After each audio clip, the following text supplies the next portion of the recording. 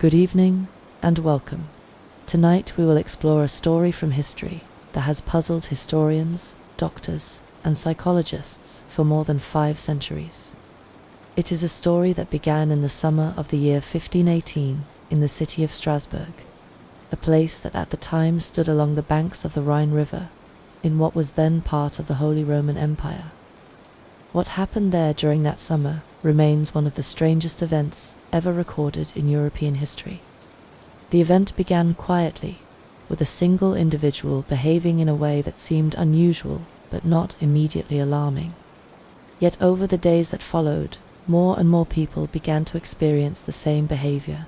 They danced, not as part of a celebration or festival, but continuously, for hours and sometimes days at a time. Many appeared unable to stop, even as their bodies became exhausted. What began as a single unexplained moment slowly grew into a phenomenon that spread through the city and captured the attention of local authorities, physicians, and religious leaders.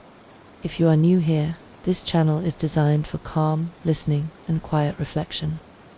The pace of the narration is slow and steady, so that you can relax while learning about real historical events and mysteries. Many people listen to these documentaries at night as a way to unwind after a long day or two, help their thoughts settle before sleep. If you enjoy this kind of storytelling, you are always welcome to subscribe and leave a like, as it helps the channel continue creating peaceful, long-form content. The Dancing Plague of 1518 is a story that sits at the intersection of history, medicine, psychology, and culture. Records from the time describe groups of people dancing in the streets for extended periods, sometimes collapsing from exhaustion. Physicians attempted to explain what was happening. Religious leaders offered their own interpretations. Town authorities struggled to find a solution to a problem that seemed almost impossible to understand. Even today, centuries later, historians still debate what may have caused this event. Some believe it may have been connected to psychological stress within the population. Others have proposed environmental or medical explanations. What makes the story so fascinating is that no single theory has fully explained every detail recorded in the historical documents. For now, allow yourself to settle comfortably and simply listen as we travel back to the early 16th century. There is no need to focus on every detail. Just let the story unfold slowly, as we explore the city where this unusual event began and the world that existed around it more than 500 years ago. In the early 16th century, the city of Strasbourg was a busy and important settlement along the Rhine River in Central Europe. At that time it formed part of the Holy Roman Empire, a vast political structure made up of many cities and regions spread across what is now modern Germany, France, and surrounding areas. Strasbourg was known as a trading city, with merchants, craftsmen, and travelers passing through its streets as goods moved along the river routes that connected different parts of Europe. Life in Strasbourg during this period was shaped by a mixture of opportunity and hardship. While trade and craftsmanship allowed some residents to prosper, many ordinary citizens lived under difficult conditions. Cities in the 16th century were often crowded, sanitation was limited, and disease could spread quickly among the population.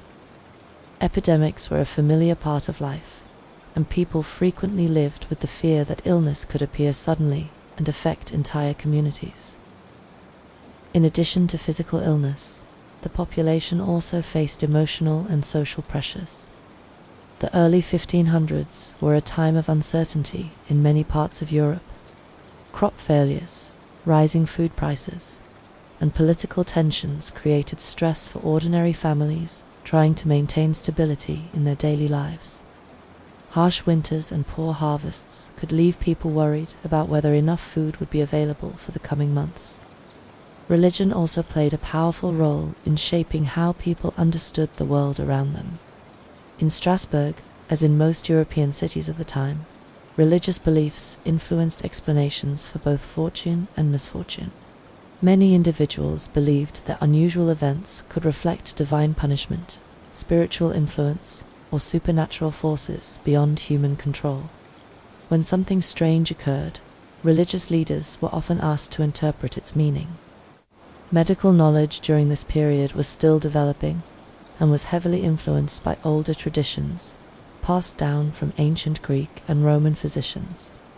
Doctors believed that health was connected to the balance of bodily fluids, known as humors. If these humors became unbalanced, illness was believed to occur.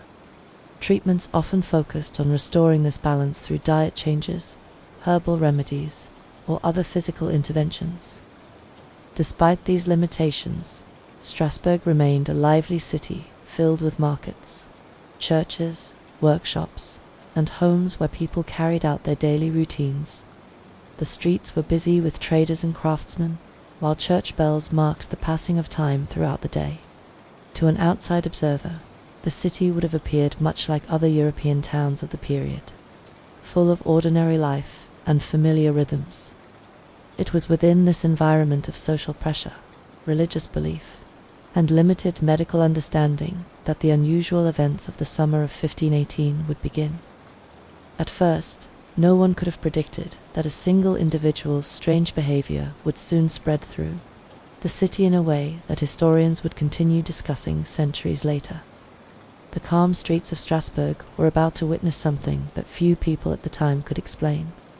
In July of the year 1518, something unusual occurred in the streets of Strasbourg.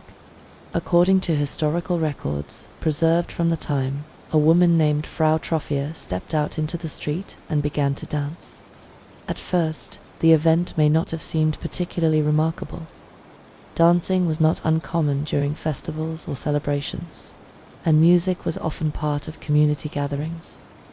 However, what made this moment different was that there was no music, no celebration, and no clear reason for her actions. Frau Troffea continued dancing for hours without stopping. Witnesses described her movements as continuous and uncontrolled, as though she were unable to rest even when exhaustion began to appear. The scene quickly attracted attention from neighbors and passers-by, who stopped to watch, puzzled by the unusual behavior. Some observers may have assumed that she was experiencing a personal crisis or emotional distress, while others may have believed the event had a deeper or spiritual meaning. As the hours passed, the situation became more concerning. Historical accounts suggest that Frau Troffea continued dancing not only through the day, but also into the night. Her body began to show signs of fatigue, yet she did not appear able to stop the movements. The persistence of the dancing was what made the event so alarming to those who witnessed it. What might have seemed strange but harmless at first gradually began to feel unsettling. For the residents of Strasbourg, events that appeared unusual often carried spiritual or supernatural interpretations. In a society where religion shaped daily understanding of the world, behavior that seemed beyond ordinary control could easily be viewed through a religious lens. Some people may have wondered whether the woman had been affected by a curse, divine punishment, or spiritual influence. Others may have simply feared that something unknown was taking place. Physicians and local authorities soon became aware of the situation. Medical knowledge at the time was limited, and doctors attempted to understand the event through the framework of humoral theory. Some believed that the woman's body might be experiencing an imbalance that caused excessive heat in the blood, which in their view could lead to uncontrolled movement. Without modern knowledge of neurological or psychological conditions, explanations remained uncertain. Despite growing concern, the most unusual development was still yet to come. Within days, reports suggested that other individuals in the city began to behave in the same way. What had started as a single, unexplained incident was gradually becoming something larger. Residents began noticing additional people dancing in the streets, some appearing just as unable to stop as the first woman had been. The moment when Frau Troffea first stepped into the street may have seemed like a brief and isolated event. Yet historians would later identify it as the beginning of a phenomenon that spread through Strasbourg in ways that few could understand at the time.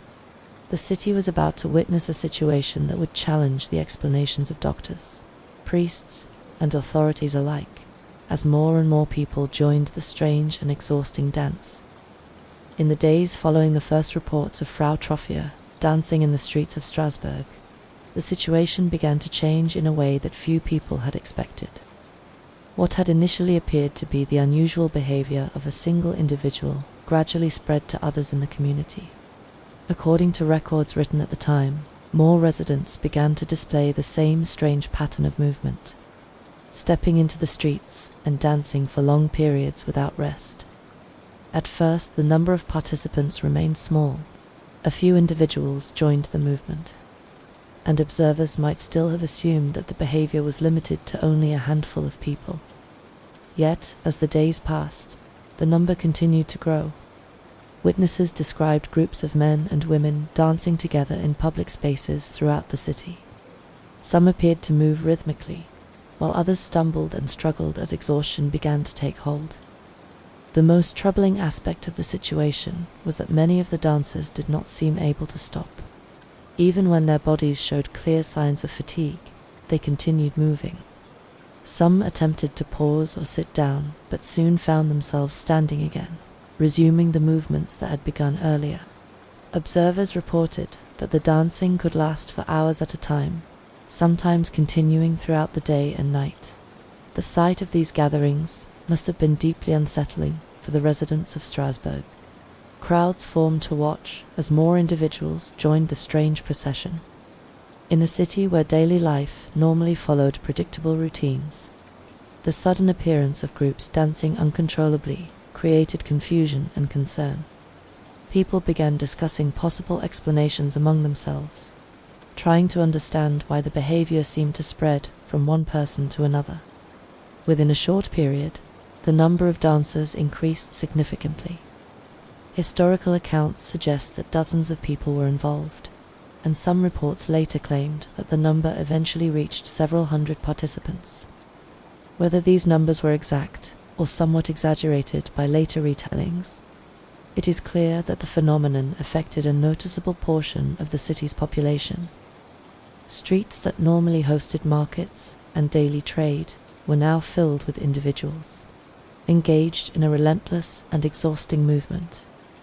The physical toll of the dancing quickly became apparent. Participants grew tired, their breathing became strained, and some began collapsing from exhaustion. Without understanding what was causing the behavior, observers struggled to find ways to help those affected. Friends and family members attempted to guide dancers away from the streets, but in many cases the movements continued despite their efforts. As the number of dancers increased, the situation could no longer be ignored by the city's leaders. What had started as a strange individual event was now becoming a public crisis that affected the entire community. Authorities began discussing how they might respond, but the explanations available to them were limited. With no clear understanding of the cause, the city of Strasbourg was about to take actions that would only make the story even more unusual. As the number of dancers in Strasbourg continued to grow, the unusual event began to attract the attention of the city's authorities. Local officials were responsible for maintaining order and protecting the well-being of the population, and the situation unfolding in the streets was becoming increasingly difficult to ignore. Groups of people were dancing for extended periods without rest, some collapsing from exhaustion, while others struggled to stop moving despite clear signs of fatigue. For the leaders of the city, this presented a problem that was both confusing and urgent. Strasbourg had experienced disease, famine, and other hardships in the past, but this situation did not resemble a typical illness or outbreak that could be addressed through familiar methods. The behavior seemed to spread through the population without a clear pattern, and the people affected appeared to have little control over their movements. City officials began consulting physicians to understand what might be happening. Doctors at the time approached the problem using the medical theories available to them, particularly the belief that health was governed by the balance of bodily humors. After observing the dancers, some physicians concluded that the condition might be caused by overheated blood or an excess of internal heat within the body. According to this interpretation, the constant movement was the body's attempt to release that excess energy. This explanation led to a decision that, by modern standards, may seem surprising. Instead of attempting to stop the dancers, authorities began considering whether allowing them to continue might actually help restore balance within their bodies. If the problem involved excessive heat in the blood, the thinking was that dancing until exhaustion might gradually reduce the condition and allow the body to return to a more stable state. At the same time, the growing crowds watching the dancers created additional concerns. Large gatherings in the streets could disrupt trade and daily activity, and the sight of exhausted individuals collapsing from prolonged movement caused distress among residents. Families worried about their relatives who had joined the dancing, while others feared that the strange behavior might continue spreading through the city. The authorities now faced a difficult choice. Without a clear understanding of the cause, they had to decide whether to suppress the activity or allow it to continue under controlled conditions. Their decision would lead to one of the most unusual responses recorded in the history of public health. Rather than forbidding the dancing, they would soon attempt to organize it in a way that they believed might help resolve the crisis. As the days passed and more people joined the movement, Strasbourg's leaders prepared to take action. Their approach would involve musicians, designated spaces for dancing, and a strategy that reflected the medical beliefs of the time. What followed would make the strange events of 1518 even more remarkable, as the city attempted to manage the phenomenon rather than bring it to an immediate end. As the dancing continued to spread through Strasbourg, the city authorities began searching for a practical way to manage the growing crisis. Physicians had suggested that the dancers were suffering from an excess of heat in the blood, and that the constant movement might be the body's way of releasing this imbalance. Based on this interpretation, officials concluded that allowing the dancing to continue might actually help bring the condition to an end. Their solution, however, would soon become one of the most unusual responses ever recorded to a public health event. Instead of attempting to stop the dancers, the authorities decided to organize the activity in a more controlled manner. Public spaces were designated where the dancers could gather, and wooden platforms were constructed to provide areas where the movements could take place more safely. By moving the activity away from crowded streets and into specific locations, the city hoped to reduce disruption while also allowing those affected to continue dancing until they recovered. Musicians were also brought into the effort. Bands were instructed to play music near the dancers in order to maintain a steady rhythm for their movements. The idea behind this decision was that structured dancing might allow participants to exhaust themselves more efficiently, and eventually stop once their bodies had released the supposed excess heat. In the thinking of the time, this approach appeared logical within the medical framework that doctors believed explained the condition. For the residents of Strasbourg, the sight must have been both strange and unsettling. Groups of exhausted individuals continued dancing while musicians played nearby, and city officials attempted to manage the situation rather than halt it. Spectators gathered around the platforms, watching as the dancers struggled to keep moving despite clear signs of fatigue. Some participants appeared to stumble or lean against others as their strength faded, yet the movements often resumed after only brief pauses. The decision to encourage dancing rather than restrict it may have been intended as a practical solution, but it also carried unexpected consequences. By creating organized spaces for the activity and bringing attention to it, the authorities may have unintentionally encouraged more people to participate. The phenomenon that had already spread through parts of the city now became even more visible to the wider population. As days passed, the physical toll on the dancers became increasingly apparent. Continuous movement placed enormous strain on the body, particularly in the summer heat. Participants grew weaker, their breathing became heavy, and some collapsed after long periods of exhaustion. The situation that officials hoped might resolve itself through controlled dancing was beginning to reveal a more troubling reality. Within a short time, it became clear that the strategy had not solved the problem. Instead, the number of exhausted participants continued to grow, and the city faced a situation that seemed more serious than before. Authorities now began reconsidering their approach, realizing that the strange outbreak of dancing might require a very different explanation and response than they had originally believed. As the dancing continued in Strasbourg, the physical toll on those involved became increasingly severe. What had first appeared to be unusual behavior was now revealing itself as a serious crisis affecting many members of the community. Participants who had been moving almost continuously for hours or even days began to show clear signs of extreme exhaustion. Their bodies, pushed far beyond normal limits, struggled to sustain the constant motion. Witnesses described dancers who appeared weak and unsteady as time passed. Many showed signs of dehydration and fatigue, and their movements became slower and less controlled. Some stumbled while attempting to continue, while others collapsed temporarily before rising again and resuming the dance.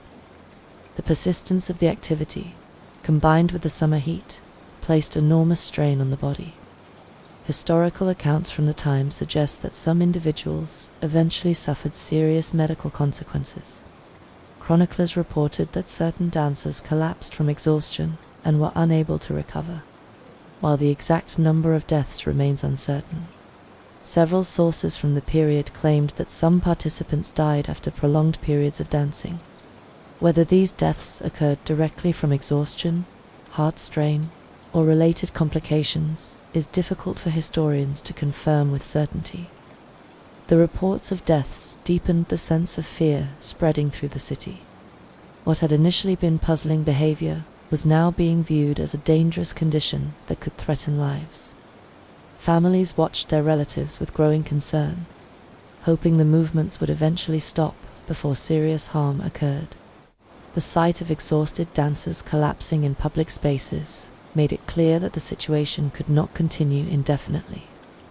At this point, the earlier strategy adopted by the authorities began to look increasingly questionable. Encouraging the dancers to continue until their bodies exhausted the supposed excess heat had not brought relief. Instead, it appeared that the condition was placing individuals in real physical danger. City leaders now faced the difficult task of finding a different response to a problem that still had no clear explanation. The growing crisis also led people to search for answers beyond the limits of medical knowledge. In a society where religious belief played a central role in interpreting unusual events, many residents began to wonder whether the dancing might have a spiritual or supernatural cause. Illness and suffering were often interpreted through religious frameworks, particularly when conventional explanations failed to provide clarity. As the number of exhausted dancers increased and the seriousness of the situation became undeniable, attention gradually turned toward religious leaders for guidance. If the phenomenon could not be understood purely as a medical condition, perhaps it required spiritual intervention. This shift in thinking would soon influence how the city attempted to respond, introducing a new explanation rooted in belief and tradition rather than medicine alone. As the crisis continued in Strasbourg, many residents began searching for explanations that extended beyond the limited medical understanding of the time.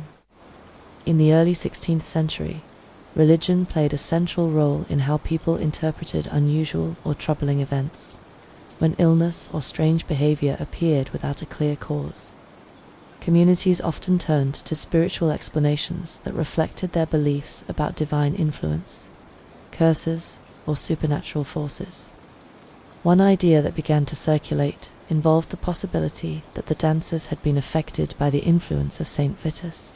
In medieval and early modern Europe, Saint Vitus was associated with a condition sometimes referred to as Saint Vitus dance. People believed that individuals who angered the saint or fell under a spiritual affliction might be compelled to dance uncontrollably as a form of punishment or possession. Although the idea may seem unfamiliar today, it was a widely accepted belief in many parts of Europe during that period. According to this tradition, Those who suffered from the condition were thought to be under the influence of the saint's curse. The uncontrollable movements were interpreted not simply as a medical illness, but as a spiritual disturbance that required religious intervention. When the authorities and residents of Strasbourg observed the continuing spread of the dancing, some began to wonder whether the phenomenon might be connected to this long-standing belief. Religious leaders therefore became involved in discussions about how the situation might be addressed. If the condition was connected to spiritual forces, then prayers, rituals, and pilgrimages might be necessary to help those affected. Churches often served as places where individuals sought relief from illness or misfortune, and spiritual guidance was considered an important part of healing. Historical records indicate that some of the dancers were eventually taken to nearby religious sites associated with St. Vitus. These locations were believed to offer spiritual protection or relief from the curse. Pilgrimages and blessings were performed, and participants were encouraged to seek forgiveness and spiritual renewal. The hope was that through these acts of faith, the mysterious condition might come to an end. For many residents of Strasbourg, these religious explanations provided a sense of meaning during a time of uncertainty. When medical knowledge failed to offer clear answers, spiritual interpretations helped people understand the event within the framework of their beliefs. The idea that divine influence might be involved allowed the community to respond through rituals and practices that had long been part of their cultural traditions. Whether these religious interventions directly ended the dancing or whether the phenomenon gradually faded on its own remains difficult for historians to determine. However, the connection between the dancing plague and the figure of St. Vitus became an enduring part of how the event was remembered. The story illustrates how communities in earlier centuries often relied on spiritual explanations when confronted with events that seemed to defy ordinary understanding.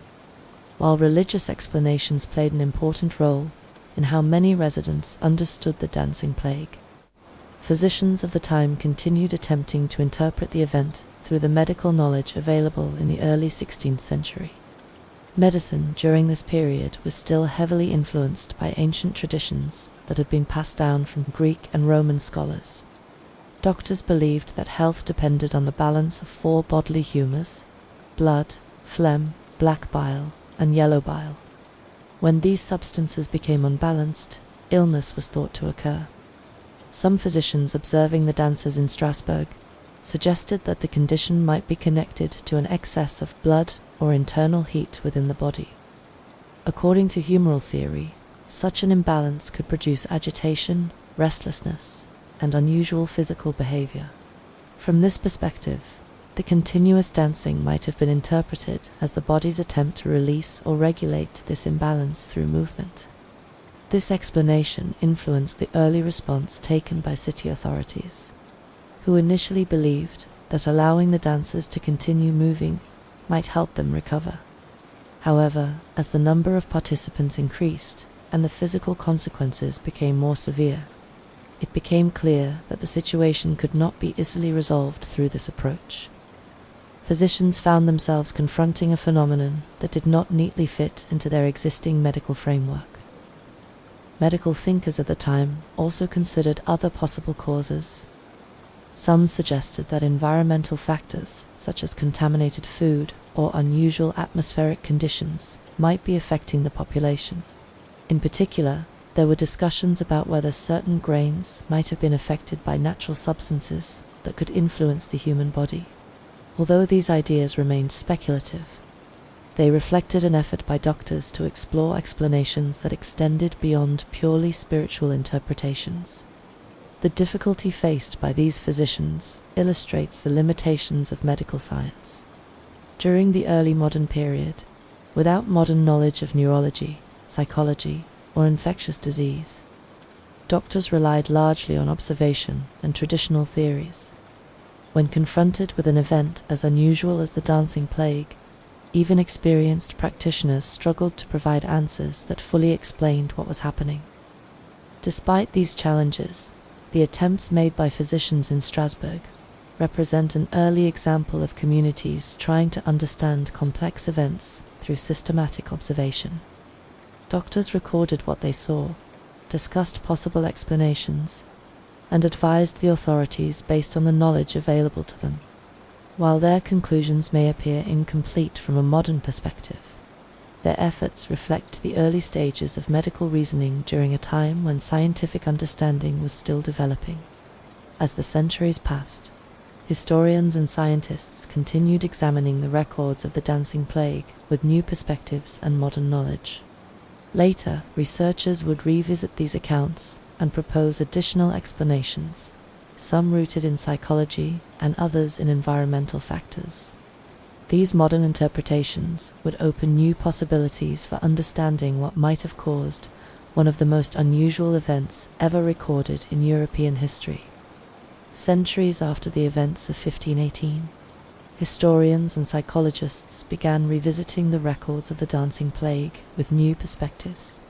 By examining the descriptions written by chroniclers and city officials, modern researchers attempted to understand the phenomenon through the lens of psychology rather than through the medical or spiritual frameworks available at the time. One of the most widely discussed possibilities involves the concept of collective psychological stress within a community. Life in Strasbourg during the early 16th century was marked by hardship and uncertainty. Historical evidence suggests that the population had recently experienced periods of famine, disease, and economic difficulty. When people live under prolonged stress, their physical and emotional resilience can become weakened. Psychologists today recognize that extreme stress can sometimes manifest through unusual physical symptoms or behaviors, particularly when individuals feel overwhelmed by circumstances beyond their control. Some modern researchers believe that the dancing plague may have been an example of what is now called a form of collective psychological response. In certain situations, emotional distress can spread through a group when individuals influence one another's perceptions and reactions. When one person displays unusual behavior, others who are already under stress may begin to respond in similar ways, especially within tightly connected communities where shared beliefs and fears are strong. In Strasbourg, the sight of people dancing uncontrollably in the streets may have created a powerful psychological effect on those who witnessed it. Residents who were already anxious about their living conditions might have interpreted the behavior through the cultural and religious beliefs of the time. As more individuals joined the movement, the phenomenon could have reinforced itself, with each new participant strengthening the impression that something larger was taking place. Psychologists studying similar historical events have observed that collective behavior can sometimes spread rapidly within groups when strong emotions are present. Fear, uncertainty, and shared cultural expectations can influence how people interpret and respond to unusual situations. In communities where spiritual explanations were widely accepted, individuals might have believed they were experiencing a condition associated with religious or supernatural forces, which in turn could have influenced their physical behavior. Another factor considered by modern researchers is the role of attention and observation. As crowds gathered to watch the dancers, the phenomenon became more visible and widely discussed throughout the city. Increased attention may have unintentionally contributed to the spread of the behavior by reinforcing the idea that something significant was happening.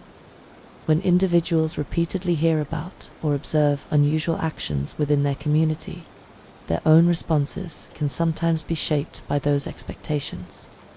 Although modern psychology offers possible explanations, it is important to remember that no single theory has fully resolved the mystery of the dancing plague. As historians and psychologists continued studying the dancing plague of 1518, one concept often discussed in connection with the event was what modern scholars describe as mass psychogenic illness. This term refers to situations in which groups of people develop similar physical symptoms without a clear medical cause. The symptoms are real and experienced by those affected, but they are believed to arise from psychological or social influences rather than from infection or injury. Mass psychogenic illness has been observed in different communities throughout history. In some cases, groups of individuals begin to display shared behaviors or symptoms after hearing about or witnessing unusual events. These reactions can spread through social interaction, especially in environments where people share strong cultural beliefs and emotional stress. The phenomenon does not imply that individuals are pretending or acting intentionally. Instead, it reflects how deeply the mind and body can respond to shared experiences within a group. When researchers apply this concept to the dancing plague, they suggest that the behavior seen in Strasbourg might have developed through a similar process. Residents were living in a period of economic difficulty, uncertain harvests, and frequent illness. Such conditions could create widespread anxiety throughout the population. When the first individuals began dancing in the streets, their behavior may have acted as a trigger that influenced others who were already experiencing emotional strain. Cultural beliefs of the time also played an important role in shaping how people understood the event. Many residents believed that spiritual forces or curses could affect physical behavior. If individuals believed that a supernatural influence, such as the curse of Saint Vitus, might compel someone to dance, that belief could have influenced how they interpreted their own sensations and reactions. In communities where these ideas were widely accepted, the line between psychological stress and physical expression could become difficult to distinguish. Another factor that researchers consider is the visibility of the phenomenon. As more people gathered in public spaces to watch the dancers, the behavior became a central topic of discussion throughout the city. Conversations about the dancing, combined with the dramatic sight of exhausted individuals moving through the streets, may have reinforced the perception that something powerful and unusual was taking place. In situations like this, shared expectations can sometimes influence how people respond physically to stress. Although the idea of mass psychogenic illness provides one possible explanation, historians continue to approach the event with caution. The records available from the 16th century are limited and often written from the perspectives of observers who were themselves trying to understand what they witnessed. Without detailed medical documentation, it is difficult to reconstruct exactly what each participant experienced or felt during the event.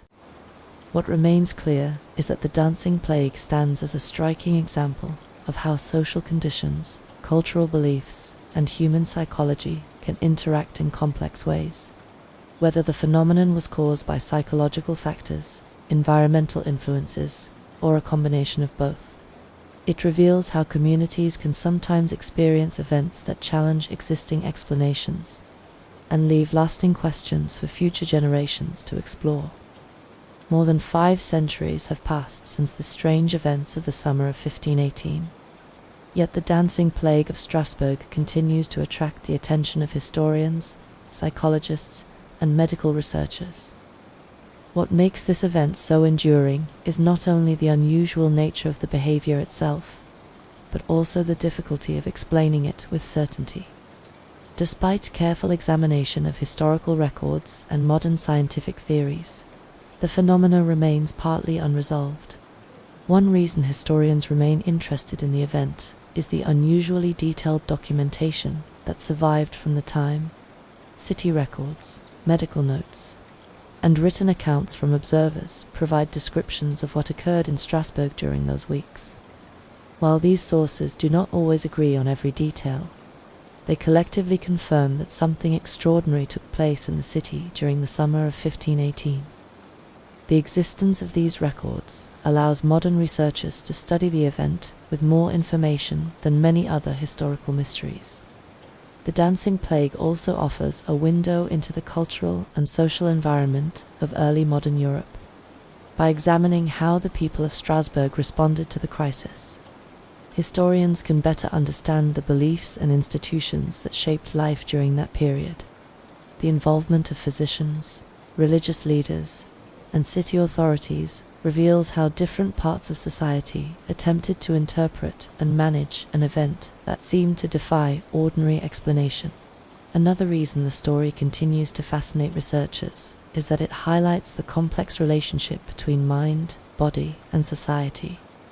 Whether the phenomenon involved psychological stress, environmental factors, or a combination of influences, it demonstrates how human behavior can sometimes emerge in unexpected ways when communities face unusual pressures. Events like the dancing plague remind scholars that the boundaries between physical illness, emotional experience, and cultural belief are often closely connected. The mystery also encourages modern scientists to consider how collective experiences influence human behavior. In contemporary society, researchers study how social environments affect mental health, stress responses, and group behavior. Although the dancing plague occurred in a very different historical context, it raises questions that remain relevant today about how individuals respond to shared fears and uncertainties. For historians, the event also serves as a reminder of the challenges involved in interpreting the past. Historical records provide valuable clues, but they cannot always capture the full experience of those who lived through an event. Researchers must carefully compare different sources, consider the cultural beliefs of the time, and remain open to multiple interpretations. The dancing plague illustrates how history sometimes preserves questions that cannot be answered completely. As we come to the end of tonight's story, the events that unfolded in Strasbourg during the summer of 1518 remain as mysterious now as they must have felt to the people who lived through them. The dancing plague stands as one of history's most unusual episodes. A moment when ordinary life in a European city was interrupted by behavior that no one at the time could fully explain. Physicians searched for medical answers, religious leaders considered spiritual meanings, and city authorities attempted practical solutions. Yet the true cause of the phenomenon remains uncertain even today. Looking back across the centuries, the story reminds us how differently people in the past understood the world around them. Without the scientific tools and medical knowledge available today, communities often relied on tradition, belief, and observation when confronted with events that seemed beyond explanation. Their responses reflect a time when religion, medicine, and local authority were closely connected in the search for meaning and stability. At the same time, the dancing plague continues to encourage reflection about human behavior and the ways communities experience collective stress and uncertainty. Historians and researchers who study the event today often see it as an example of how social pressures, cultural expectations, and emotional strain can sometimes produce outcomes that appear almost impossible to understand. The mystery reminds us that the human mind and body are deeply connected to the environment and the society in which people live. Stories like this also invite a quiet appreciation for the complexity of history itself. Not every event leaves behind clear answers, and sometimes the past preserves moments that remain open to interpretation. The dancing plague is one of those moments, a strange chapter in human history that continues to spark curiosity and thoughtful discussion even after 500 years. If you found this calm documentary helpful for relaxing or unwinding tonight, you are always welcome here. Subscribing to the channel and leaving a like helps support the creation of more long-form stories designed for peaceful listening. Many listeners return each night to explore another historical mystery, while allowing their thoughts to slow down at the end of the day. Now the story gently comes to a close. There is nothing more you need to analyze or remember. The quiet streets of Strasbourg can fade back into the distant past, and you can simply allow your mind to settle. Let the calm of the night surround you, breathe slowly, and allow yourself to drift naturally toward rest and sleep.